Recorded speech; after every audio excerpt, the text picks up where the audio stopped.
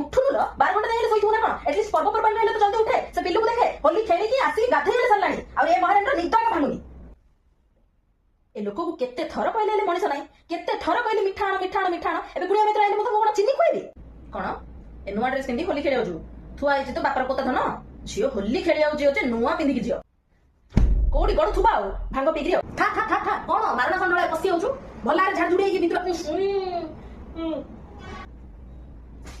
ଚୁପଚାପ ଏ ଡ୍ରେସଟା ପିନ୍ଧେ ଆଉ ହୋଲି ଖେଳିବାକୁ ଯା। ହଁ କିଛି ଅସୁବିଧା ନାହିଁ, 5 ବର୍ଷ ହେଲା ତାରି ଖେଳୁଛୁ, କିଛି ଅସୁବିଧା ନାହିଁ। ଆଉ 2 ବର୍ଷ ତାରି ଖେଳେ, ତାପରେ ଆଉ ଗୋଟେ ଡ୍ରେସ କାଢି ଦେବି ଯା। ମୁଁ ପୁରା ମାନି ଯାଉଛି ବାପ, ଆଉ ହୋଲି ଦିନ ତ ମୁଁ ବେଶୀ ପୁରା ମାନୁଛି। ଏ ଲୋକର ହାତ ଧରିକି ମୋର ଆଗ ଜୀବନ ବର୍ବାଦ। ଆଉ ଘରକୁ ଏବେ ମୁଁ ସଫା କରିଛି, ତମମାନଙ୍କର ହୋଲି ଚକ୍କରରେ ମୋ ଘର ଯଦି ଗନ୍ଧିଆ ହେଲା ସେକି ସେକିକିରି ତମମାନଙ୍କୁ ଗନ୍ଧିଆ କରିଦେବି। ଚାଲୁଛ ନା ନାଇଁ ଏଠୁ? छी କି ଗନ୍ଧରେ ବାପା।